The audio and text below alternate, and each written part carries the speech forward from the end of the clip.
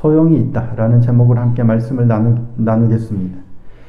이스라엘 백성들이 홍해를 건너서 가나안에 들어가기까지 이 가나안 행군의 과정을 크게 두 부분으로 나눕니다. 홍해를 건넌 후부터 시내산에 이르기까지를 전반부로 보고, 시내산에서 율법을 받은 후에 다시금 시내산을 떠나서 가나안 접경 요단 동편 모압 광야에 이르기까지를 가나안 행군의 후반부로 나눕니다. 근데 가나안 행군의 전반부에 해당하는 이 홍해를 건넌 후부터 시내산에 이르기까지 크게 4가지 에피소드를 기록하고 있는데요. 첫 번째는 마라에 물이 써서 마시지 못하고 그걸 나뭇가지를 던져서 그 쓴물을 달게 하여 마시게 한, 그리고 엘림에 이르게 한 이 사건을 첫째고, 둘째는 엘림을 떠나서 신광야에 이르렀을 때 하나님께서 만나와 메추라기로 이스라엘 백성들을 먹이신 이야기, 이 사건을 기록하는 거고, 세 번째는 신광야를 떠나서 이제 르비딤에 도착했는데 이 르비딤에서 마실 물이 없어서 모세와 다투는데 하나님께서 반석을 쳐서, 그 지팡이로 반석을 쳐서 물이 나오게 하셔서 이스라엘 백성을 먹이시는, 목마름을 해결하신 사건이 세 번째고, 오늘 본문이 해당되는 아말렉과의 전투, 그 르비딤에서 마사와 무리바라고 일컬어지는 마실 물이 없어서 모세와 다투었던, 하나님을 시험했던 그 사건이 있었던 르비딤에서 아말렉과의 싸움을 기록하고 있습니다. 자, 8절 말씀입니다. 그때 아말렉이 와서 이스라엘과 르비딤에서 싸우니라. 그때로 번역을 하고 있습니다. 히브리어로는 우리 영어로 치면 and와 같은 접속사 우를 기록하고 있어요. 이거를 그리고로 번역하지 않고 그때로라고 번역을 해놨습니다. 잘 번역한 것 같은데요.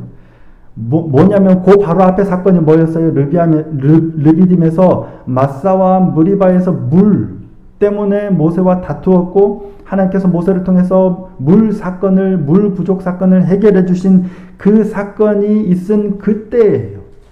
그러니까 거의 동시다발적으로 일어났다는 얘기예요. 하나님께서 르비딤은 뭐예요?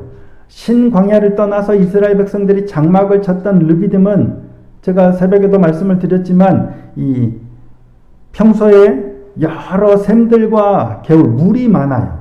그래서 원기 회복, 쉬는 장소라는 뜻을 가졌어요. 르비딤이라는 단어 자체가 원기 회복, 쉬는 장소라는 뜻을 가진 르비딤이에요. 근데 가뭄으로 인해서 마실 물이 없었던 거죠. 아마도 가뭄 때문이겠죠. 마실 물이 없어서 모세와 다투고, 심지어는 모세를 돌로 치려고 할 만큼 흥분했던 지역이 바로 이 르비딤이에요. 이 사건을 해결하자마자 연달아 아말렉이 쳐들어온 거예요. 그래서 그때에라고 표현한 거예요. 물 문제를 해결하자마자 또 다른 문제가 발생하는 겁니다. 우리 인생이 그렇죠. 한 가지 문제 잘 해결했다 싶은데 바로 연이어서 또 문제가 생겨요. 또 하나님 말씀 따라 하나님 은혜로 잘 해결했다 싶은데 연거푸 문제들이 덮쳐오곤 하는 겁니다. 그것도 전혀 예상하지 못했던, 안 그럴 것 같았던 문제들이 발생하는 거예요. 아말렉 후손이 침입해온 게 그렇습니다. 아말렉은 사실은 에서의 후손입니다. 에서가 누구예요? 이스라엘의 아주 가까운, 그러니까 이스라엘로 불린 야곱의 형이잖아요. 아주 가까운 친족이에요. 에서는 아다로부터 엘리바스를 낳았고, 엘리바스는 딥나로부터 아말렉을 낳았더라. 그러니까 아말렉은 되게 가까워요. 아말렉은 에서의 후손으로 이스라엘과 엄청 가까운 친족을 의미하는 겁니다. 그러니까 모압과 암몬보다 사실은 에돔 족속, 에서, 아말렉이 훨씬 가까운 민족이에요. 이스라엘이 가나안으로 가는 중에 다투지 말라고 한 민족이 세 민족이 있죠. 어디예요? 바로 이 에돔, 에서의 족속과 모압과 암몬이에요. 롯의 자손인 모압과 암몬과도 다투지 말라. 그들의 땅을 너희에게 주지 않았다라고 했고, 그 명령 중에 가장 먼저 언급하셨던 명령이 바로 이 에돔 족속이에요. 세일 땅. 에서의 후손이 차지하고 있는 세일 땅은 주지 않았다라고 합니다. 자, 신명기 2장 5절입니다. 그들과 다투지 말라. 그들의 땅은 한 발자국도 너희에게 주지 아니하리니 이는 내가 세일산을 에서에게 기업으로 주었습니다.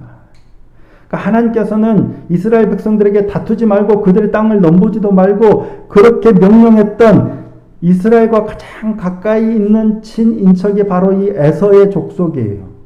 아말렉은 그들의 한 족속이에요. 그러니까 아말렉 족속은 에돔에서 에서의 후손으로 에돔에서 갈라져 나와서 이 시나이 반도에서 유목 생활을 하면서 유랑 생활을 하고 있었던 민족이에요. 그런데 어느 날 이스라엘 백성들이 홍해를 건너와서 자기들의 땅에 해당하는 르비딤에 장막을 친 거예요. 근데 장막을 친 건 거기에 머물러 살려는 게 아니고 잠깐 있다 갈 건데 이 아말렉 족속은 혹시 자기들의 영토를 빼앗기지 않을까 두려워서 이스라엘을 침략해 온 거예요. 더군다나 그들은 친척이잖아요. 친인척이에요. 더군다나 그들이 사용한 방법은 비열하기까지 합니다. 물어보지도 않고 무조건 전쟁을 일으키는데 그 전쟁도 전면전 정식으로 전쟁을 걸어온 게 아니라 비열하게 피곤해서 뒤처져 있는 사람들을 괴롭히며 전쟁을 하는 거예요. 자, 신명기 25장 18절입니다. 곧 그들이 너를 길에서 만나 내가 피곤할 때에 내 뒤에 떨어진 약한 자들을 쳤고 하나님을 두려워하지 아니하였느니라. 그러니까 만약에 자기들의 땅이었다면 이스라엘 백성들에게 가서 여기는 우리 땅이니 뭐라 먼저 얘기를 했었겠죠. 근데 그런 것도 없어요.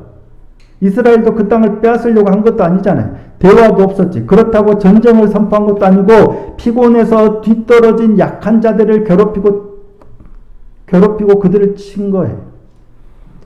그러니까 아주 비열한 방법을 쓴 거예요. 이런 아말렉을 하나님께서는 용서하지 않습니다. 용서하지 않겠다 하십니다. 자, 14절입니다. 여호와께서 모세에게 이르시되 이것을 책에 기록하여 기념하게 하고 여호수아의 귀에 외워 들리라. 내가 아말렉을 없이하여 천하에서 기억도 못하게 하리라. 아말렉을 없이하여 천하에서 기억도 못하게 하리라. 자, 16절도 이르되 여호와께서 맹세하시기를 여호와가 아말렉과 더불어 대대로 싸우리라 하였더라. 하나님께서는 이런 아말렉을 용서하지 않으세요. 대대로 싸우리라 하셨더라. 가나안 입성을 앞두고 모압 평지에서 모세가 다시 한번 설교할 때 이 사실을 더 명확하게 짚습니다. 자, 신명기 25장 19절 말씀입니다. 그러므로 내 하나님 여호와께서 내게 기업으로 주어 차지하게 하시는 땅에서 내 하나님 여호와께서 사방에 있는 모든 적군으로부터 내게 안식을 주실 때 너는 천하에서 아말렉에 대한 기억을 지워버리라. 너는 잊지 말지니라. 가나안 땅 이제 약속의 땅에 들어가서도 아말렉을 천하에서 지워버리라는, 그만큼 아말렉이 행한 짓이 악한 짓이에요. 하나님이 보시기에 비열한 짓이에요. 이것이 이스라엘을 대적한 아말렉에 대한 하나님의 선포입니다. 한 번이 아니었죠. 계속해서 여러 번 선포하세요. 아말렉과 같은 어리석고 악한 자들이 되지 않기를 소원합니다. 아말렉이 이처럼 어리석은 짓을 자행한 이유가 뭘까요? 친인척인 이스라엘을 대적하고 그것도 뒤에서 피곤하여 처진 자들을 약탈하고 괴롭히고 그래서 하나님으로부터 이처럼 저주를 받은 이유. 다시 한번 신명기 25장 18절입니다. 25장 18절 함께 한번 읽어보겠습니다. 시작.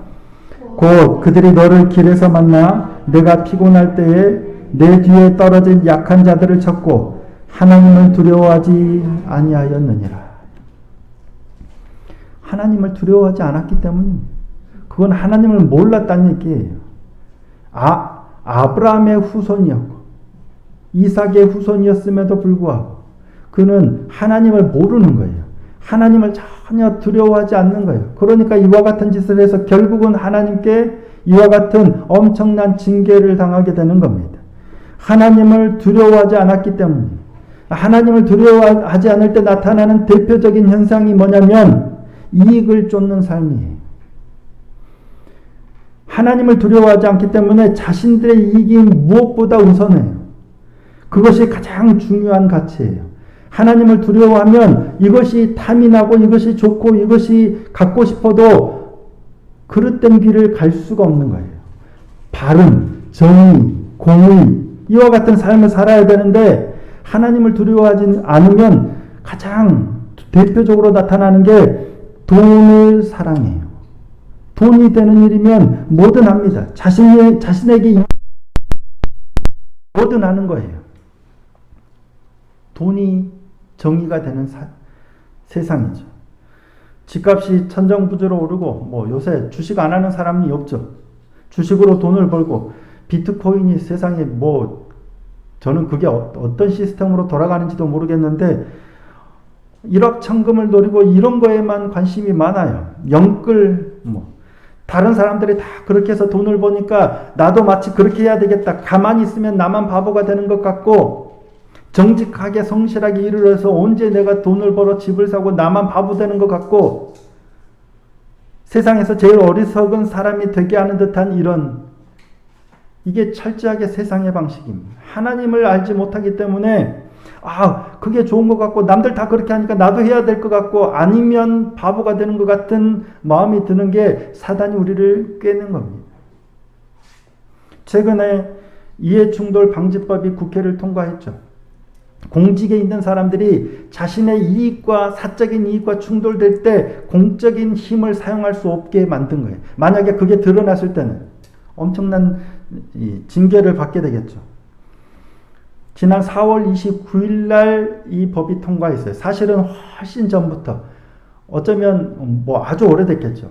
근데 약 한 8년 전 김영란법이 통과될 때 사실은 이 법이 더 구체화됐었어야 되는데 겨우 그 법도 그 정도 수준에서 통과돼서 이제야 겨우 이 법이 또 통과됐지만 얼마나 제대로 시행될지는 모르겠습니다. 공직자에게는 기대되는 윤리 강령이 있어요. 이걸 알면 여기가 개발된다는 걸 알면 이걸 통해서 가장 이득을 보기 쉬워요. 하지만 그렇게 하면 안 되는 거예요. 이게 바른 거예요. 정의예요. 근데 하나님을 두려워하지 않으면 옳고 그름 상관없어요. 무슨 수를 써서라도 내 돈을 버는 내 이득을 챙기는 게 우선이 되는 거예요. 이게 사회에 만연해 있어요. 심지어는 기독교인이든 아니든 상관없이 이게 너무 만연해 있는 거예요. 최근에 LH 사건 때문에 이게 더 이렇게 두드러져서 지금 겨우 이 법이 통과되긴 했지만 얼마나 이 법이 사회를 제어할지는 모르겠습니다. 왜냐하면 우리의 기본적인 속성은 하나님을 모를 때 이익을 추구하는 삶을 살 수밖에 없기 때문입니다. 세상만 그런 게 아니라 교회도 그렇고 목사도 마찬가지입니다. 하나님 나라에 관심이 없고 영혼에 관심이 없을 때 목사의 관심이 어디에 갈까요? 교회를 어떻게든 키우고 어떻게든 사람들 늘려서 어떻게든 건물을 화려하게 짓고 어떻게든 좀 더 부유한 삶 이게 목적이 되는 겁니다. 영혼을 살리는데 최선을 다해야 하는데 이거에는 관심이 없어요. 정치인들이 마치 국가와 국민의 이익을 위해서 최선을 다해서 정책을 펴고 토론하고 싸우고 해야 되는데 그거에는 관심이 없고 자신들의 이게 당권, 자신들의 이익만을 위해서 싸우듯이 목회자도 마찬가지고 교회도 마찬가지란 얘기예요. 하나님을 모를 때 영혼에 대한 이런 안타까움과 사랑보다는 어떻게 하면 교회를 좀 키워서 어떻게 하면 내가 부유해질까 이런 탐욕이 기본으로 자리한다는 거예요. 하나님을 두려워하지 않기 때문입니다. 코로나가 걸렸을 때 모여서 예배를 드려야 한다. 누구를 위해서예요? 무엇을 위해서 모여서 예배 드려야 돼요? 예배는 중단되면 안 돼요. 맞습니다. 예배 중단되면 안 됩니다. 그런데 모여서 예배 드리는 게 과연 정말 하나님을 위한 건지 아니면 목회자를 위한 건지 아니면 교회를 위한 건지 이걸 잘 생각해 봐야 되는 거예요. 정말 하나님을 위하여 모여 예배드리지 않는 건가? 모여서 예배드리지 않으면 정말 성도들의 신앙이 떨어지고 약해지고 그래서 모여서 예배드리려고 애를 쓰는 건지 아니면 목사를 위해서 예배를 드리려고 그처럼 애를 쓰는 건지, 정말 성도들의 신앙이 약해질까봐 염려되어서 예배 모여서 드리는 예배 잠시 멈추면 성도들이 다 떠나가고 신앙이 약해지고 그럴까봐 초대교회 당시에 기독교가 박해를 받고 수백 년 동안 지하에서 모여서 교회라고 십자가도 내걸지 못하는 그때 오히려 신앙은 더 깊어졌어요. 목숨 위협해도 하나님 부인하지 않아요. 예수 부인하지 않아요. 도리어 기독교가 공인이 되고 국교가 되고 교회가 화려해지고 커지고 마음껏 예배드릴 수 있게 되니까 오히려 신앙이 타락하고 변질되는 겁니다. 하나님을 위해서라고요?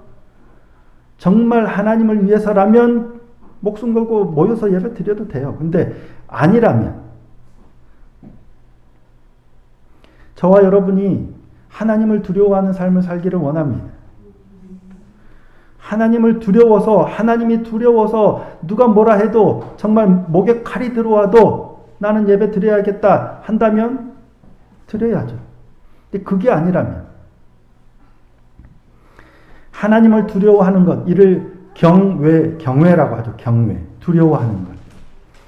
하나님을 의식하는 삶입니다. 하나님 때문에 무언가 못된 짓을 하지 않는 거예요.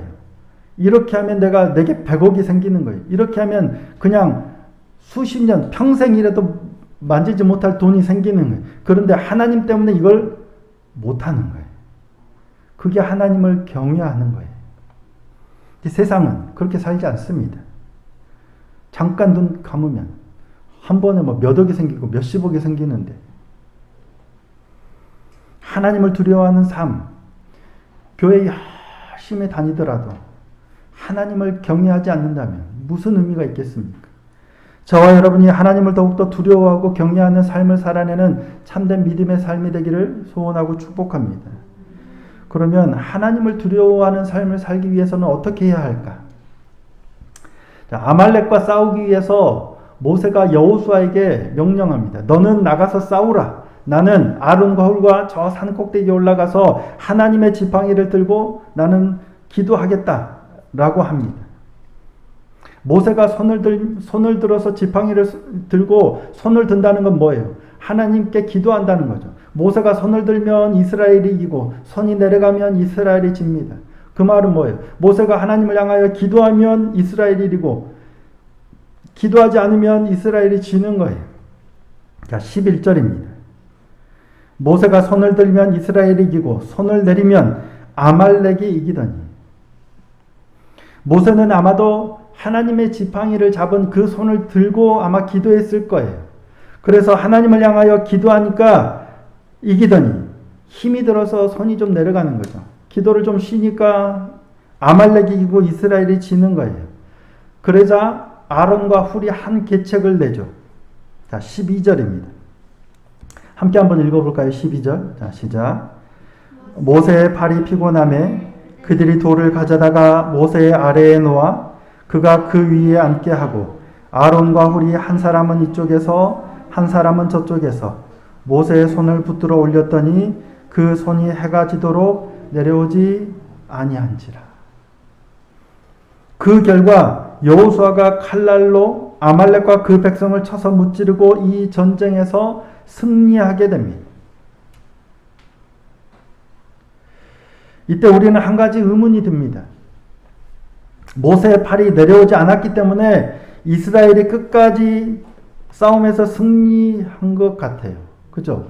모세의 팔이 내려오지 않고 모세가 기도해서 끝까지 이스라엘이 승리한 걸로 보여요. 그러면 모세의 팔이 내려오지 않기만 하면 되는 건가요? 지금 오늘 본문에서는 모세의 팔이 내려오지 않아요. 모세가 기도할 때 진정성이 있든지 없든지 기도하기만 하면, 그러니까 팔이 올려져 있기만 하면 이스라엘이 승리하는 건가요? 진정성이 있든 없든 상관없이 팔만 들고 기도만 하면 되나요? 아니겠죠. 당연히. 아무 의미 없이 진정성 없이 그저 기도의 시간만 채우고 기도의 자리만 차지한다고 의미가 있는 건 아닙니다. 그런 기도는 소용이 없어요. 어떤 행위든지 당연히 그 의미가, 그 중심이 담겨 있지 않으면 사실은 소용이 없습니다. 바리새인들과 율법학자들이 예수님께 책망받은 거예요. 화 있을진저 그토록 책망받은 이유가 뭐예요? 그들은 행위는 엄청나게 철저하게 잘했어요. 근데 안이 비었기 때문에 책망받은 거예요. 의미가 없으면 아무 소용이 없는 거예요. 사도 바울도 마찬가지로 말하죠. 자, 고린도전서 13장 1절에서 3절 말씀입니다. 내가 사람의 방언과 천사의 말을 할지라도 사랑이 없으면 소리나는 구리와 울리는 꽹과리가 되고, 내가 예언하는 능력이 있어 모든 비밀과 모든 지식을 알고 또 산을 옮길 만한 모든 믿음이 있을지라도 사랑이 없으면 내가 아무것도 아니요. 내가 내게 있는 모든 것으로 구제하고 또 내 몸을 불사르게 내줄지라도 사랑이 없으면 내게 아무 유익이 없느니라. 지금 모세가 언급하고 있는 것들은 어마어마하게 위대한 영적 행위예요. 거룩한 행위들이에요. 굉장히 신실한 일들이에요. 그런데 사랑이 없으면, 그 마음에 사랑이 없이 그냥 이런 행위들을 하면 아무 의미가 없다는 얘기예요. 그만큼 의미가 중요한 거예요. 하지만 이때 우리가 각별히 유의해야 될 것, 분명 의미가 담기지 않은 어떤 행위는 아무리 거룩한 행위를 할지라도 소용이 없어요. 그런데 그 의미가 뭘까요? 내가 느낄 때는 의미가 없어 보일지 모르고 내가 느낄 때는 아무 소용이 없을지 모르지만 없어 보인다 할지라도 내 마음이 거기에 담겨 있고 나가 최선을 다한다면 그건 의미 있는 행위가 될 수 있는 거예요. 우리의 느낌으로 의미가 있고 없고가 아니란 얘기예요. 기도할 때 피곤해서 팔이 내려오죠. 그래서 양손 들고 기도를 하면 죄송합니다. 어렸을 때는 그나마 조금 더 됐더니 어깨가 막 이렇게 돌리면 뚝뚝 소리가 나니까 이게 더 힘들어요. 팔을 들고 있을 수가 없어요. 그래서 그나마 좀 머리를 쓴 게 한 손 올리고 이쪽 아프면 이렇게 하고 이런 식으로 기도를 합니다. 힘이 들면 내려와요. 어쩔 수 없어요. 인지상정이에요. 그때 다른 사람이 팔을 들어주면 팔을 들고 기도하는 게 의미가 있을까요? 없을까요? 어찌됐든 팔이 아프고 저리더라도 내가 내 스스로 내 의지를 가지고 열심히 하나님 앞에 해야지, 남이 좀 붙들어 앉힌다고 앉아서 말씀 보고 남이 한다고 기도의 자리 지키고 이게 의미가 있을까요? 없을까요? 우리가 생각할 때는 의미가 없는 것 같은데 의미가 있어요. 소용이 있어요. 아론과 훌이 팔을 붙들고 옆에서 붙들어준 게 무슨 의미예요? 모세가 제 아무리 팔이 아파도 모세가 하나님을 향하여 참으며 기도해야 능력이 있지 옆에서 붙들어주는 게 무슨 의미가 있어요? 근데 보세요.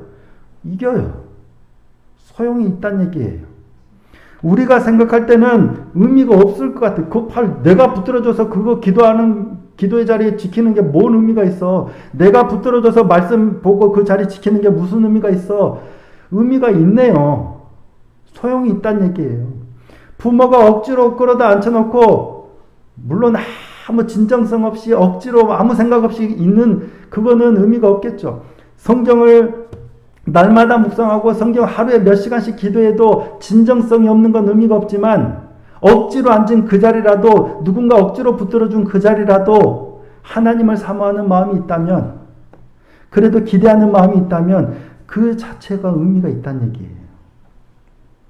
스스로 자기 힘만으로 팔을 들어야만 하는 건 아니에요. 누군가 곁에서 팔이 내려오지 않도록 붙들어주는 것, 힘에 겨워서 팔을 내리고 싶지만 억지로 그 자리를 지키는 것도 소용이 있더라는 거예요. 말씀과 기도의 자리가 그렇습니다. 우리가 생각할 때는 물론 아무런 진정성이 없이 그 자리만 시간만 때우는 건 의미가 없어요. 하지만 잘 깨달아지지 않아요. 아무런 은혜가 없는 것 같고 기도를 하는데도 아무런 감동이 없는 것 같아도 괜찮아요. 그 자체가 의미가 있어요. 아무 생각 없이 그냥 남에게 보이기 위하여 해당해서 오랫동안 길거리에서 기도하고 이런 건 의미가 없겠지만 앉아서 하나님 은혜를 사모하며 나갔는데 깨달아지지도 않아요. 성경 읽고 묵상하는데 뭔 소리인지도 모르겠어요. 기도하는데 도무지 졸리기만 하고 뭘 기도했는지도 모르겠어요. 괜찮아요. 소용이 있더라는 거예요.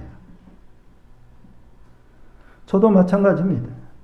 매일 말씀을 성경을 읽고 묵상하고 또 설교도 하고 요약해서 뭐 페이스북에도 올리고 카톡으로도 보내고 날마다 제가 은혜 충만해서 기쁨 가운데 오늘도 감동받은 것들 날마다 전하고 하면 얼마나 좋겠습니까마는 그렇지 못한 날도 허다하게 많습니다. 어쩔 수 없이 하는 거예요.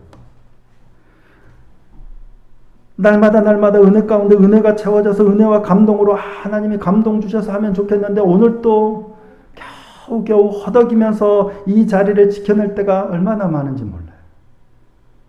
에이, 대충 될 대로 되라. 아무 생각 없이 그냥 기계적으로 한다면 이게 문제겠지만 저는 어찌됐든 하나님이 은혜 주시기를 사모해요. 하나님이 은혜 주시기를 사모하고 저도 은혜를 전달하기를 사모해요. 비록 잘 안 되지만 비록 안 될 때가 허다하게 많지만 하나님을 바라고 나가는 게 있어요. 그러니까 소용이 있더라는 거예요. 지나온 1년 한 2개월, 1년 3개월 우리 말씀의 빛교회에서 사역하는 그 기간만 놓고 봐도 그래요.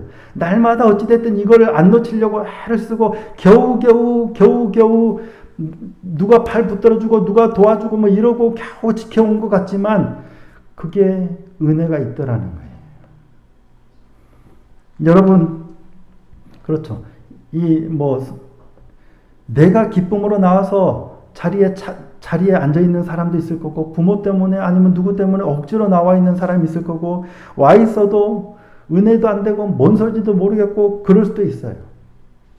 남에게 보이기 위해서 아무 의미 없이 가는 것은 사실은 의미 없지만 그럼에도 불구하고 누군가가 내 옆에서 팔을 붙들어주고 자리를 지키도록 해주는 게 소용이 있더라는 겁니다. 그러다 보면 어느 순간 말씀이 나를 붙드는 거예요. 그러다 보면 어느 순간 하나님의 음성이 들리고 그렇게 은혜로 경험하고 또 하나님과 대화하고 하나님의 은혜를 경험하는 겁니다. 오늘도 비록 피곤해서 팔이 또 내려가고 또 쉬고 싶고 그럴 때 누군가가 붙들어주고 누군가의 도움을 받으면서도 말씀과 기도의 자리를 지켜내는 저와 여러분이 되기를 소원합니다. 쉽지 않습니다. 목사인 저도 쉽지 않아요. 그럼에도 불구하고 이 자리를 힘겹게 겨우겨우 지켜낸 이 자리가 우리를 살리더랍니다. 결국 나를 일으켜 하나님을 경외하는 삶으로 세워갈 줄로 믿습니다. 이 힘겹게 나아가는 이 걸음에서 누군가가 제가 여러분의 팔을 들어줄 수도 있고 여러분이 저의 팔을 들어줄 수도 있는 겁니다. 누군가가 도와주고 지켜주는 이 자리가 의미 없는 게 아니라 다 의미가 있습니다. 그렇게 오늘 또 그 은혜로 승리하는 복된 이 하루가 되고 복된 이 한 주가 되기를 소원하고 축복합니다.